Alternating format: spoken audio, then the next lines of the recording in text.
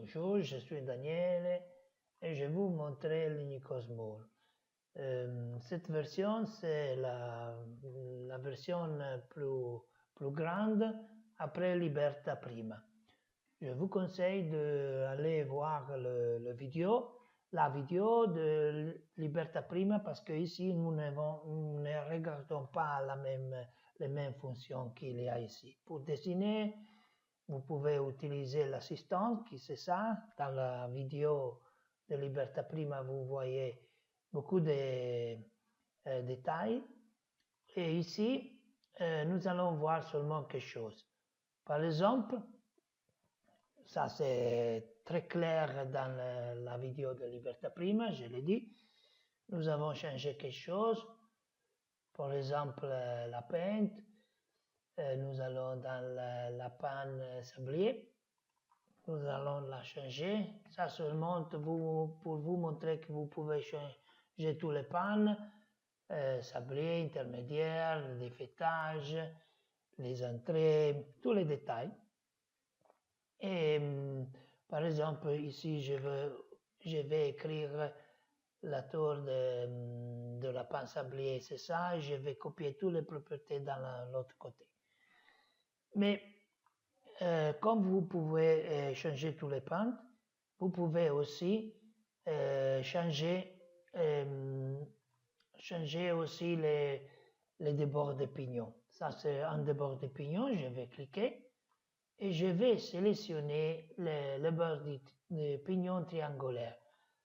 Je vais écrire cette distance dans la midi du triangle. Et nous allons créer cet effet.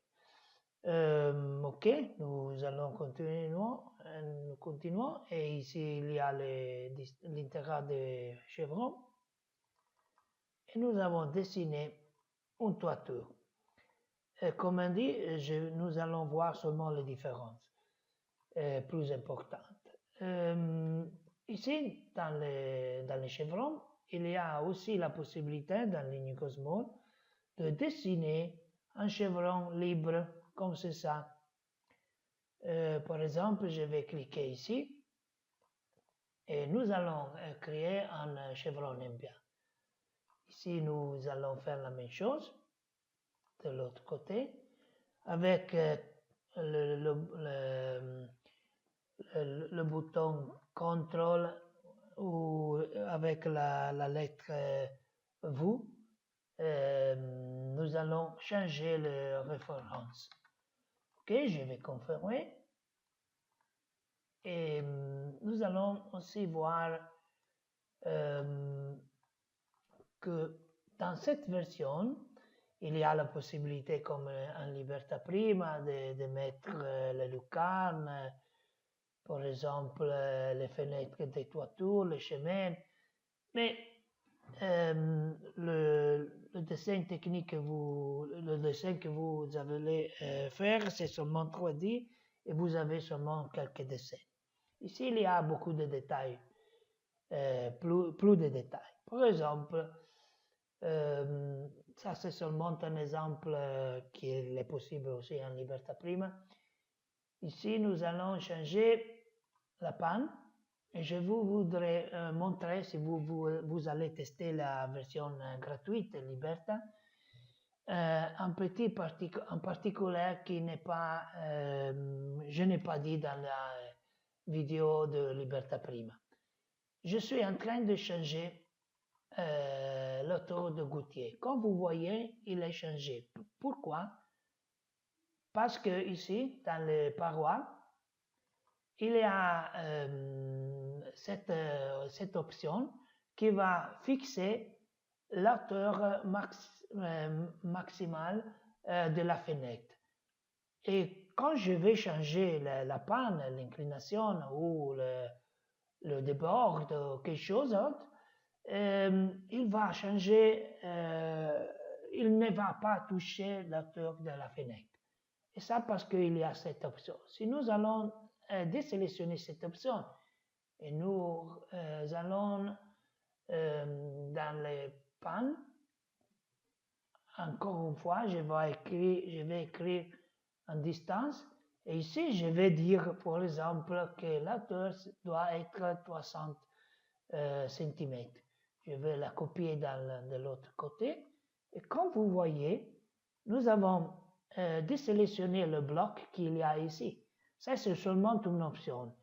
Mais parce que telle fois, le client va me demander pourquoi il n'est pas possible de le changer, vous devez savoir qu'ici, il y a beaucoup de détails pour les charpentiers.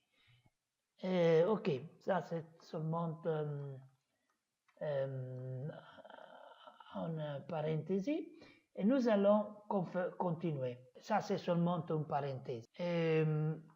Nous allons voir les différences, comme nous avons dit. Dans cette version, vous pouvez avoir la sortie de liste, mais cette sortie de liste n'est pas exactement la même que nous avons vue dans la vidéo de Libertà Prima. Ici, ok, ici vous pouvez sélectionner les éléments, vous les trouvez, il y a la longueur, la hauteur, la section, et tous les distances. Mais en cette version, vous pouvez aussi exporter dans un Excel toute la liste que vous voyez. Ici, le logiciel est en train de copier tous les calculs. Je vais fermer ces fenêtres.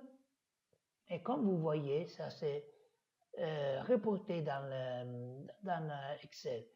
Mais ici, il y a les formules pour les surfaces, le volume, la longueur de mètre linéaire. Il y a les surfaces. Et ça veut dire que cet Excel, nous pouvons changer un numéro et le logiciel est en train de recalculer tout. Et ça, c'est très utile pour faire votre calcul, pour faire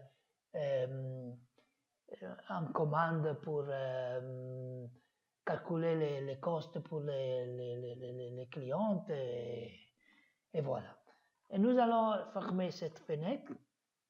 Je dis que cette version, il y a plus de fonctions pour la production. Par exemple, dans Libertà Prima, nous avons vu seulement cette fonction qui va définir automatiquement la section de la toiture avec les côtés. Mais ici, il y a aussi ce bouton, c'est très important parce que vous allez cliquer en élément en bois et comme vous voyez, nous allons créer le dessin technique de cet élément. Ça, c'est fondamental pour le charpentier, pour la scierie, pour la production, aussi pour l'architecte, l'ingénieur, mais c'est plus important pour le charpentier. Ok?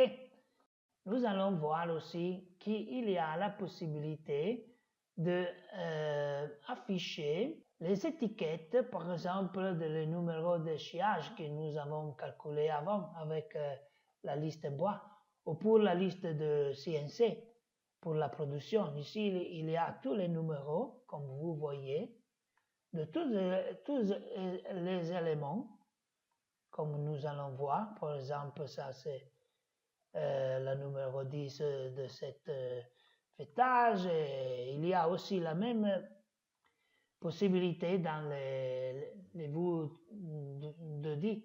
Par exemple, ça c'est la vue en plan. Nous allons afficher le numéro de CNC aussi.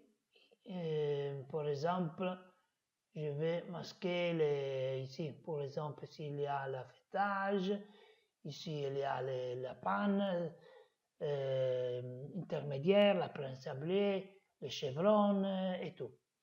Et vous pouvez aussi aller côté.